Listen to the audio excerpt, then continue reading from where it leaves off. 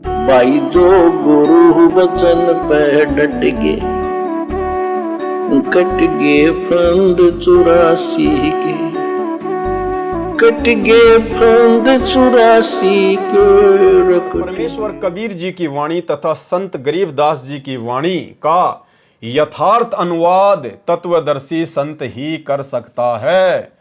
और वो तत्वदर्शी संत सतगुरु रामपाल जी परमेश्वर जी हैं, जिन्होंने यथार्थ अनुवाद कर दिया है। और तत्वदर्शी संत की भूमिका केवल कबीर परमात्मा स्वयं ही निभाता है, दूसरा कोई निभा ही नहीं सकता। इसलिए वर्तमान में कबीर परमेश्वर सतगुरु रामपाल जी के रूप में प्रकट हैं। इसलिए भाई और बहनों, अब हमने नादानी छोड़कर इस कबीर जी की कागज की समझे जाने वाली काल्पनिक फोटो को पूजना, अपने घर में रखना, इसका प्रगट दिवस मनाना, इसके आगे दंडवत करना, त्यागना होगा।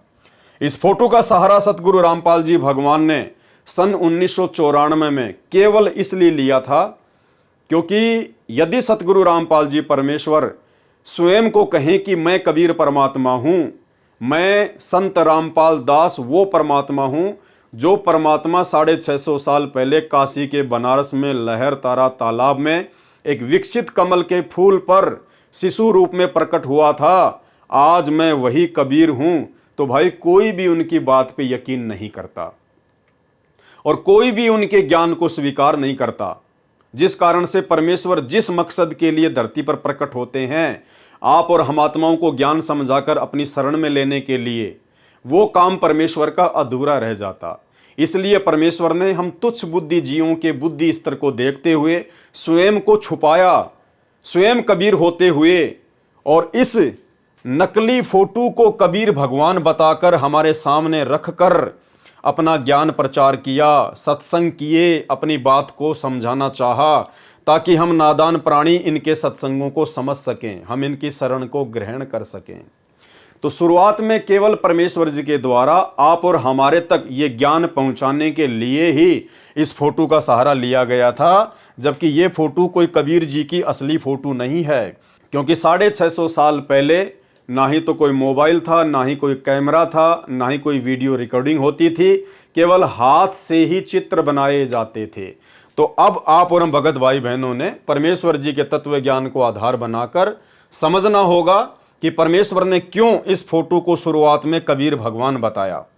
और अब अपने ही सत्संगों में गुरुदेव भगवान ने कई बार इस फोटो को रिजेक्ट कर दिया है, ये कहते हुए कि आप जो ये चित्र देख रहे हैं ये प्रभु का वास्तविक चित्र नहीं है, यानी ये कबीर जी की वास्तविक फोटो नहीं है, वो तो ना जाने किस रूप में आ जाते हैं, उनके तो कितने ही रूप हैं।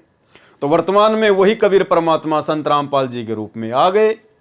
और भी बहुत सारे सत्संगों में गुरुदेव ने इस फोटो को रिजेक्ट किया है और परमेश्वर ने कहा है कि ये जो फोटो है ये तो हाथ से बनाया हुआ चित्र है, ये तो काल्पनिक है, ये तो इमेजिन है, ये तो हमारे द्वारा सोचकर बनाया गया एक चित्र है कि कबीर जी ऐसे रहे होंगे। अब पुण्यात्माओं, अब तो ये दास बैठा है, यदि यहाँ परमात्मा इसी मानव शरीर तो है ही उनका, क्योंकि बनारस में 120 वर्ष रहे, और अब भी वो आ जाते। जो हम चित्र देखते हैं प्रभु का, ऐसा चित्र नहीं है। वो तो ना जाने कितने स्वरूप हैं उस मालिक के, वो किसी भी रूप में आकर के अपना ज्ञान बताता है, अपनी प्यारी आत्माओं को अपने चरणों में लगा के भक्ति करवा के सतलोक ले जाता है। अब आज हम भगवान की तलाश कर रहे हैं, और परमात्मा क्या अनमोल वस्तु है, क्या अनमोल है, कितना उसके अंदर गुण है। यदि आज हमें वो मिल जाए, आपके सामने आ जाए, तो आपकी क्या स्थिति होगी। एक बार सोचना, जो भक्त आत्माएं हैं गहराई से सोचे। अब जैसे भूखे को भोजन सामने मिल जाए और निर्धन को सामने धन की थैली नजर आवे, तो कैसी तड़फ होगी उसकी।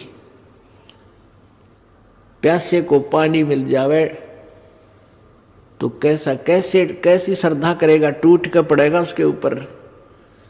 धन है तो ठाकर सीने का न्यू देख कर भाग लेगा, छुपा जो कि तो इसने कोई देख ना ले।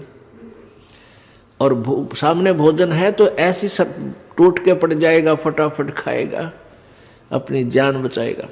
ऐसे ही हमें जब परमात्मा आज मिल जाए, आपके सामने आ जाए, क्योंकि हम उसी की तलाश में तो भटक रहे हैं, तो आपकी कैसी श्रद्धा होगी ये आप अपने अपने स्तर से सोच सकते हैं।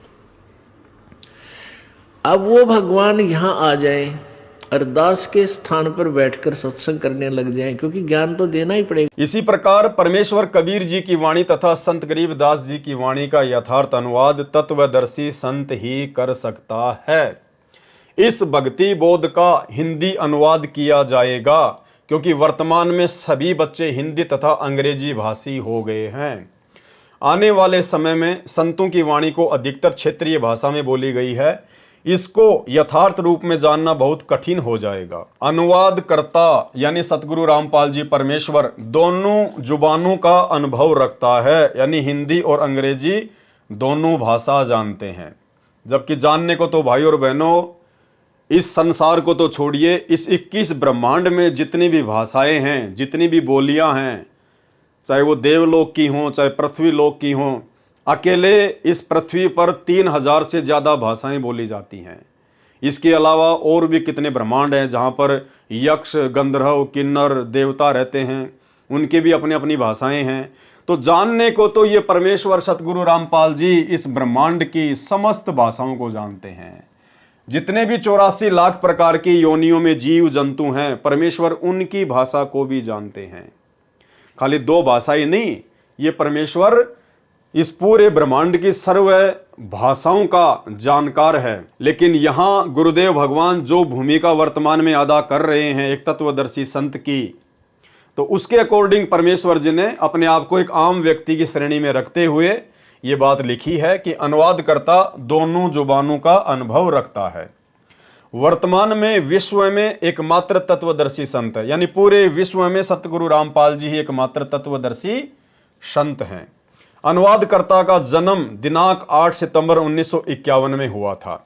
इस कारण से आज सन 2013 में अनुवाद करने जा रहा हूं, यानी सन 2013 में ही सतगुरु रामपाल जी परमेश्वर जी ने इस पुस्तक का अनुवाद कर दिया था। तो सर्व क्षेत्रीय भाषा के शब्द जो अमृतवाणी में हैं, उनके अर्थ अच्छी तरह जानता हूं। फिर भी अनुवाद में कोई त्रुटि रह जाए तो क्षमा चाहूंगा, वैसे त्रुटि की तो गुंजाइश ही नहीं है। परमेश्वर कह रहे हैं कि फिर भी अनुवाद में कोई त्रुटि रह जाए तो क्षमा चाहूंगा। ये तो देखो परमेश्वर हैं, कुछ भी कह सकते हैं ये जिस भूमिका में हैं। बाकी आप और हमने परमात्मा से प्रार्थना करनी चाहिए कि परमेश्वर आपके द्वारा किए गए अनुवाद को समझने में यदि हमारे से कोई त्रुटि रह जाए तो परमेश्वर हम क्षमा प्रार्थी हैं। हे परमेश्वर, हमें सद्बुद्धि दो परमात्मा, हमारा ज्ञान योग खोलो परमात्मा, इस सूक्ष्म ज्ञान को परमेश्वर आप हमें समझाने की दया बख्शो। परमेश्वर से त्रुटि नहीं होती है, हम तुच्छ बुद्धि जीव हैं, हमारे अंदर त्रुटियां ही त्रुटियां हैं। इसलिए हमने परमात्मा से प्रार्थना करनी है कि परमेश्वर आपके द्वारा किए गए अनुवाद को समझने की सद्बुद्धि प्रदान करो। संत रामपाल जी महाराज, लेखक और अनुवाद। जो गुरु बचन पे डट गे, कट गे फंद 84 के, कट गे फंद 84 के, कट गे फंद 84 के।